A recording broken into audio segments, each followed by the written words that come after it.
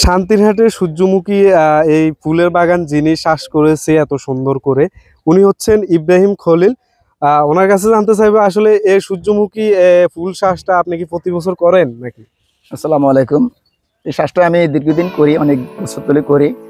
এই ফুলের চাষটা আমার কাছে খুব একটা প্রিয় এবং এই চাষে কোনো লসের কোনো আশঙ্কা থাকে না। অন্যান্য চাষে যেরকম একটা লসের আশঙ্কা থাকে বিভিন্ন কারণে অকারণে প্রাকৃতিক কারণে, এই চাষটা তেমন কোনো মাইর থাকে না। এটা মোটামুটি খুব একটা ভালো উন্নত মানের চাষ।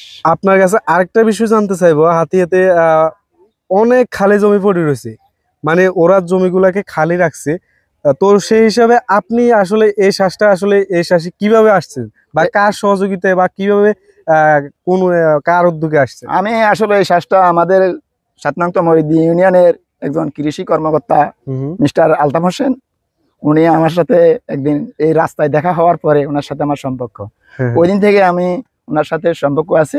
উনি আমাকে সবসময় বীজ সার দেয়, এই হিসেবে আমি এই চাষটা দীর্ঘদিন করে আইছি এবং বাঁচি থেকে আরো করবো, এটা আমার আশা। আচ্ছা, সামনের দিকে হাতিয়াতে যে কৃষক গুলো আছে ওনারা যদি এই চাষটা করতেছে আপনি সহযোগিতা করবেন? অবশ্যই অবশ্যই, এটা দেশের দশের সবার জন্য ভালো হবে করলে। হ্যাঁ হ্যাঁ, ধন্যবাদ আপনাকে, অসংখ্য ধন্যবাদ জানাই এরকম একটা সুন্দর উদ্যোগ নেওয়ার জন্য। আপনি কি হাতিয়া নিউজ চ্যানেলে নিউজ পাঠাতে চান? তাহলে এক্ষুনি আমাদের হোয়াটসঅ্যাপ নাম্বারে মেসেজ করুন 01830996504। হাতিয়া নিউ, সারা দেশের কথা সব সময়।